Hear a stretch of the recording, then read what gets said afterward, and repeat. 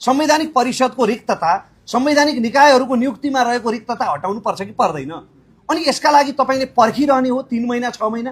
त्यसकारण कहिलेकाहीँ फास्ट ट्र्याकका लागि सरकारले कानुन सम्बद्ध निर्णय लिँदा यति धेरै आलोचना हुनुपर्छ जस्तो मलाई लाग्दैन। फास्ट ट्र्याक तपाईले हामीलाई मेन्डेट दिएको हो कि होइन यो देशमा कर्मचारी तन्त्र दलतन्त्रबाट मुक्त हुनुपर्छ भनेर?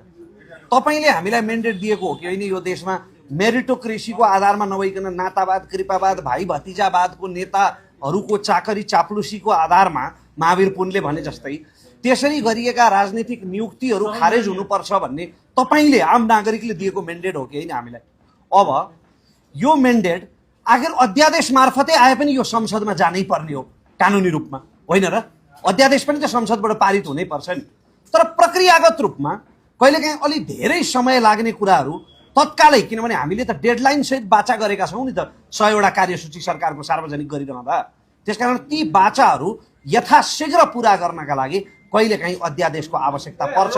अध्यादेश आफैमा गलत होइन, सुन्नुहोस्, अध्यादेश भन्ने चिज आफैमा गलत होइन। सधैँ नेपाली राजनीतिको इतिहासमा प्राय अध्यादेशको दुरुपयोग गरियो। हामीले अहिले ल्याएका अध्यादेश यद्यपि प्रमाणीकरण नभएको हुनाले मैले पनि पर्याप्त अध्ययन गर्न बाँकी छ र धेरै कुरा सार्वजनिक गर्न पनि मिल्दैन, प्रमाणीकरण हुन बाँकी नै छ मेरो जानकारीमा आएसम्म। हामीले ल्याएको अध्यादेश कुनै दल फुटाउनका लागि त होइन, कसैमाथि अन्याय गर्नका लागि मुद्दा फिर्ता नै लिन नपाइने व्यवस्था गर्नका लागि त ल्याउन लागेको होइन अध्यादेश। त्यसकारणले राष्ट्रहितमा कहिलेकाहीँ राज्यले शीघ्र निर्णय प्रक्रिया अपनाउनु पर्ने हुन्छ।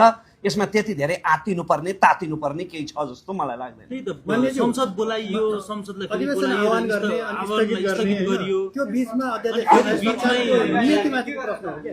होइन, नियतमाथि प्रश्न चाहिँ कति बेला तपाईँले राख्न पाउनुहुन्छ भने कन्टेन्ट र कन्टेक्स्ट हेरिनुपर्छ क्या।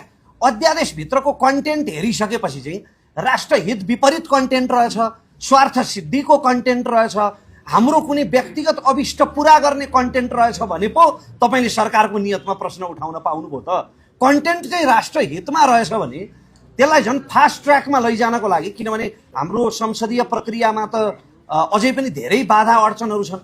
जस्तो अहिले हेर्नु न, जस्तो निर्वाचन आयोग निमित्तले चलाइरहेको छ, प्रधान न्यायाधीश पद रिक्त छ, संवैधानिक परिषदमा रिक्तता छ।